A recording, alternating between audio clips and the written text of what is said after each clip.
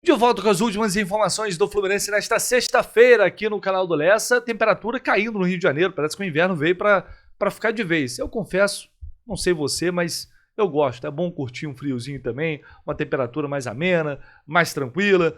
E a gente chega desse jeito para deixar você muito bem informado, como sempre, por aqui. E vamos falar sobre reforços, porque hoje já trouxemos informações sobre Nico Lopes, atacante do Nacional do Uruguai. Eu já vi aqui que a repercussão pelos comentários não foi muito boa numa forma geral. O torcedor parece que não está muito empolgado com essa possibilidade do Nico Lopes, mas um dirigente lá do Nacional falou sobre essa situação e o presidente Mário Bittencourt deu uma entrevista ao jornal O Globo falando também sobre reforços. Então é importante a gente assistir, ouvir, para entender realmente o que está acontecendo neste momento, como o Fluminense está se preparando para esta janela de transferências. Se você puder, aquele like maroto, se você se sentir à vontade, seu comentário também, se inscrever é muito importante, se inscreva e ative as notificações aqui no canal do Lessa. Vamos embora então? Vou começar com esse clipping, na linguagem aqui, linguagem jornalística, ou seja, esse compilado de notícias que o Fluminense Stuff publicou na página deles lá no Twitter, em relação a essa situação do Nico Lopes. Por quê? O Flávio Peckerman, que hoje é vice-presidente do Nacional, esse cara era empresário, por exemplo, do Terence, e foi ele que trouxe o Terence pro Fluminense, tá? Só para vocês entenderem. Hoje ele é vice-presidente do Nacional, do rival do Peñarol. Ele disse o seguinte: eu não sei de nada, não posso te contar algo que eu não tenho a mínima ideia. Oficialmente não tem nada do Fluminense. E o Nico não me ligou. E aí ele segue aqui. Se há uma cláusula de rescisão, não temos muito o que fazer. Nico tem que decidir a situação. Ele é mais velho e sabe o que precisa fazer. É responsabilidade dele. Já fizemos o que tínhamos que fazer. Renovamos o contrato até o final de 2025. Supostamente ele queria ficar. Mas bem, se ele quiser seguir outro caminho, ele está mais do lado dele do que do nosso. Além do dinheiro, há também a questão do que significa jogar a primeira Copa do Mundo de Clubes da história. E aí ele finaliza dizendo: se ele tiver que sair amanhã, vou dar margem financeira ao Fluminense, porque já sei, não vou dar margem financeira ao Fluminense, porque já sei que tem muita coisa que não estão pagando. Então deixá-lo ir e continuar sem dinheiro, ou receber no futuro. Se eles vierem com dinheiro, vamos ver. Então tá chamando o Fluminense de caloteiro ainda. Não sei a que ele está se referindo especificamente, porque esses dias o Petralha foi falar isso, não era nada que o Petralha falou, né? Então não sei se ele está se baseando nisso ou em outra situação, com o Terence, não sei. Mas ainda deixou essa ainda. Pelas respostas dele, sinceramente, não acredito que ele não sabe de nada, nem que chegou nada até ele. Até porque o Fluminense, quando vai negociar, quando vai sondar, ele normalmente sonda o clube também. Mas nesse caso, é natural que você vá ao staff do jogador para saber se tem interesse de ouvir uma proposta. Porque se o cara falar, não tenho, quero ficar aqui, não faz nem sentido ir até o clube, né? Não, quero ouvir uma proposta. Então vamos falar com o clube. Normalmente o Fluminense atua assim. E pelo jeito que ele tá falando, ele sabe sim de alguma coisa. Se o Nico falou com ele ou não, eu não sei. Mas o que a gente tem de momento, até agora, o Fluminense não enviou proposta oficial. O que houve foi isso, uma sondagem de fato, para saber possibilidade de saída e condições de um possível negócio. Você quer sair? Por quanto? A multa é rescisória, $1 milhão. Você pretende ganhar quanto de salário? Você aceita ganhar quanto de salário? Podemos pagar muito mais do que você ganha aí. Essas coisas. E aí o cara, não, quero ouvir, quero negociar. Dá sequência à negociação. Mas o Fluminense está, sim, interessado no Nico Lopes, quer o Nico Lopes, mas depende dessa resposta. É um jogador de 31 anos, falamos mais cedo aqui sobre os números desse jogador, que são bons números no Nacional do Uruguai, mas é o Campeonato Uruguaio, não é o Campeonato Brasileiro, não é a nossa realidade. Saiu uma notícia também de que o Inter estava interessado nele, novamente, ele teve uma passagem com destaque aqui pelo Internacional. Enfim, é um jogador que não é um nome que eu esperava, não é um nome que me agrada muito de cara, mas é um nome aprovado pelo Renato. Isso é fato. O Renato, que é um jogador que tenha mais drible, tenha mais poder de finalização, e isso o Nico Lopes entrega mais do que os jogadores que tem. Basta ver o número de gols que ele tem nessas últimas temporadas e o número de gols que tem os jogadores do Fluminense, os pontos ali que brigariam com ele por um lugar. Agora, não sei qual o real nível dele atual, Como eu disse, eu não sei fisicamente como está o desempenho dele, se ele consegue atuar numa temporada, fazer 50 jogos como ele fez pelo Internacional, naqueles anos que já tem tempo isso. E é um jogador que o Fluminense busca já desde 2018, 2020, quando o Odair estava aqui. Não é a primeira vez. Na época o Odair também pediu o Nico. E é incrível como anos depois alguns alvos permanecem o mesmo, né? Então é isso, o que a gente tem de momento é essa situação. O Fluminense quer esse jogador, tem interesse nele, mas depende de uma resposta positiva para avançar ou não no negócio. Vamos ficar atentos, porque não dá para perder muito tempo. Amigo, você vai querer vir ou não vai? Porque senão tem que seguir minha vida. Porque a janela abre dia 2 e fecha dia 10. Então vai ser uma janela rápida e as coisas vão ter que, pro bem ou pro mal, vão ter que evoluir rapidamente. Bom, e ainda sobre o assunto reforços, o presidente Mário Bittencourt deu uma entrevista ao jornal o Globo. E ele falou sobre essa situação dos reforços. Eu vou trazer esse trecho aqui para vocês, para a gente ver o que realmente disse o Mário. Então o Renato foi contratado principalmente pelos resultados que tem, que são excelentes, né? Treinador muito vencedor, ganhou Libertadores, ganhou Copa do Brasil. O currículo fala por si só. O currículo fala por si só. E, além de tudo, aí falando o que o Diogo falou, tem o plus de ser um excelente gestor de pessoas, de ser um cara muito carismático, querido, etc. E ter uma vinculação com o Fluminense, autor do gol de barriga, campeão da Copa do Brasil 2007, apesar de não termos vencido a Libertadores de 2008. Mas é um ano mágico com ele no comando. O Fluminense fez jogos memoráveis do Maracanã, uma injustiça não ter sido campeão. Então, assim, eu acho que é por isso. Tua segunda pergunta é sobre reforços. Cara, essa é uma parte que eu gostaria de deixar assim, muito claro para as pessoas, que as pessoas ficam falando reforços para o Mundial. Nós estamos pensando em reforços para toda a temporada.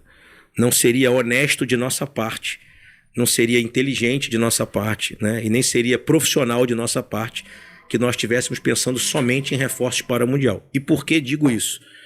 Porque vamos enfrentar times que têm folhas salariais de 100 milhões de reais por mês, 150 milhões, 200 milhões durante o Mundial. Cristiano né? Ronaldo, então, tá descartado. Calma, vamos chegar lá.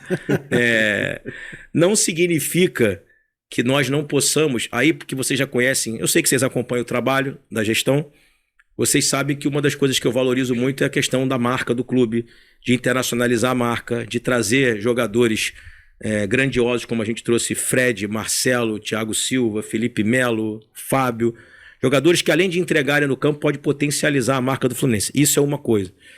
Se a gente trouxer reforços, agora nós vamos trazer aí, eu acredito que entre 2 e 3 para o Mundial, serão reforços visando a temporada inteira. Presidente, pode acontecer uma oportunidade, e não estou falando do CR7 não, mas pode acontecer uma oportunidade de um jogador desse, de muito renome, de grande marca, jogar só o Mundial, por exemplo, pelo Fluminense. Se você tiver essa oportunidade, você traria? Sim, porque eu acho que o Mundial é um momento único, eterno, né? Só vão ter 9 mundiais desses nos próximos 40 anos, porque ele é de 4 em 4 anos, para você estar lá, você tem que ganhar a Libertadores, ou estar muito bem ranqueado. Então o Fluminense está tendo a honra, né, e a oportunidade de participar da primeira Copa do Mundo de Clubes. Estão chamando de Mundial de Clubes, mas é a primeira Copa do Mundo de Clubes, porque essa é a competição que está substituindo a Copa das Confederações um ano antes da Copa do Mundo. É o evento teste para a Copa do Mundo de Seleções. Então esse é um momento especialista, está disputando competição com Manchester City, Real Madrid, Inter de Milão, Borussia, PSG. Enfim. Então, PSG, se houver uma oportunidade da gente ter um cara que vai nos colocar ainda mais altos lá, no sentido de exposição da nossa marca, obviamente que nós vamos tentar fazer dentro das condições que a gente consiga do Fluminense, e óbvio que esse jogador vai ter que fazer o que fez Marcelo, Thiago Silva, Fred, assim, de entender as condições e vir também para um projeto. Vou usar uma palavra aqui, vocês sabem que eu sou maluco o suficiente e apaixonado pelo clube para se pintar uma oportunidade dessa, entregar isso para nossa torcida, mas da mesma forma também não vou enganar aqui, vou ficar dizendo já tem alguma coisa acertada, já tem um projeto, já tem nada. Nesse momento nós estamos pensando em reforços para o Mundial / Sul-Americana, Copa do Brasil, Campeonato Brasileiro, fortalecer o time para a gente tentar ser campeão novamente esse ano. E ele falou em posições? Então, o Renato tem falado sempre com a gente do meio para frente, tá? Ele acha que na cabeça dele, nas laterais, nós estamos bem servidos, na zaga também, volante nós temos muito. É outra coisa importante, você está me dando a oportunidade de dizer. Nós tivemos muitas lesões no início desse ano. a maioria delas traumáticas, que foi o caso do Otávio, que é um rompimento de tendão de Aquiles. Então, assim, nós temos um volante no estaleiro, que é o Otávio, o Bernal também se machuca, o Canóbio fez uma lesão na face, o Cano é uma lesão de impacto, o Ganso teve uma lesão no início, um problema no coração, a miocardite. Então, assim, além de tudo, a gente precisa entender que esses jogadores que estão lesionados vão voltar. Então, a gente fica enchendo o elenco de jogadores, porque eles vão voltar. O Otávio é o jogador que a gente comprou, né? Um contrato longo. Então, nós temos que tomar muito cuidado, porque aí daqui a 6 meses, vocês vão estar me cobrando aqui, dizendo, mas o elenco tá com 50 jogadores, pô. Mas não, porque eu contratei 10 caras para disputar o Mundial e o resto da competição, mas os outros 10 estavam lesionados, voltaram. Então, nós temos que ter o equilíbrio, o profissionalismo, a frieza de entender que não dá para fazer tudo o que a gente gostaria de fazer. Mas eu calculo que aí entre 2 ou 3 jogadores do meio para frente, especialmente, enfim, jogadores que sejam mais agressivos do ponto de vista de ataque, que é o que o Renato quer, porque gosta de jogar para frente. Cristiano Ronaldo do meio para frente, né? Cristiano Ronaldo é do meio para frente. Mas seria de 2 a 10 de junho nessa janela ou após o Mundial? Esse movimento? Não. A gente está tentando fazer o movimento já de 2 a 10 de junho, para que a gente possa já ter esses caras treinando. Porque o Mundial vai ter uma pré-temporada, né? A gente viaja dia 6, chega lá dia 7. Então nós temos do dia 7 ao dia 17 sem jogo. Então são 10 dias para você, de repente, já enturmar os jogadores, já dar, enfim, treino a eles, etc. Então, se a gente conseguir, que já venham entre 2 e 10. Aí não conseguindo, vai ter que ficar para a segunda janela. Mas a luta, a tentativa é de fazer antes do Mundial, para já encorpar a equipe no Mundial e aí seguir. Bom, tá aí as palavras do Mário, portanto, nesse videocast do jornal Globo Toque Passa. Então, os créditos aqui para a galera que eles fizeram essa boa entrevista aí com o Mário. E ele falando abertamente sobre reforços. E aí, uma coisa que me surpreendeu.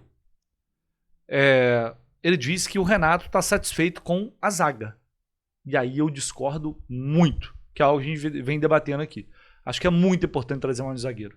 Mas parece que o Renato está satisfeito com o Freitas, com o Ignacio, que ele tem à disposição. Eu acho que seria muito importante trazer mais um zagueiro de qualidade. Eu venho falando isso desde o início da temporada, mas claramente não é. Não é uma prioridade, é do meio para frente. Então é jogadores com capacidade de decisão, de definição, do meio para frente. Então a gente pode esperar 2 atacantes e um meia, 2 atacantes, 2 meias, um meia atacante, e mais um cara de lado e talvez mais um centroavante. Pelo que disse aí, o Mário está bem definido. Com o Renato está bem alinhado, essa questão de 2, 3 reforços, o Renato falou lá em Caxias do Sul, depois do jogo contra o Juventude, então está bem alinhado. O Fluminense vai trabalhar, vai correr atrás para fazer dentro desta janela essas contratações, encorpar, reforçar o time, pensando no Mundial e também na sequência da temporada. Vai falar, mas se tiver uma oportunidade para disputar só o Mundial, o Mário sabe, é um contrato que tem que ter 3 meses, a não ser que ele tenha uma informação privilegiada que a gente não tem ainda. Mas ele deixou em aberto essa possibilidade, viu um cara, uma estrela para jogar só ali o Mundial. E aí eu não sei como é que fica esse contrato. Aí ele teria, e ninguém perguntou ali. Enfim, mas é isso. Então, não está aberto, não está descartada a possibilidade de chegar um cara extra classe numa oportunidade, de alguma forma, e também essas posições definidas, descartando um zagueiro, aparentemente. Eu, sinceramente, não concordo muito com isso, não, mas é a visão do Renato. Agora, essa janela já tem totalmente a interferência do Renato, a visão dele em relação ao time. Vamos ver o que vai sair disso. E aí, o que você espera de reforços? Vai ser Nico Lopes ou algo mais acima em termos de nível, nesse nível mesmo? Dá para criar mais expectativa? Não dá? Deixe nos seus comentários. Se inscreva aí no canal, a gente volta com mais informações assim que possível, como sempre, no canal do Lessa.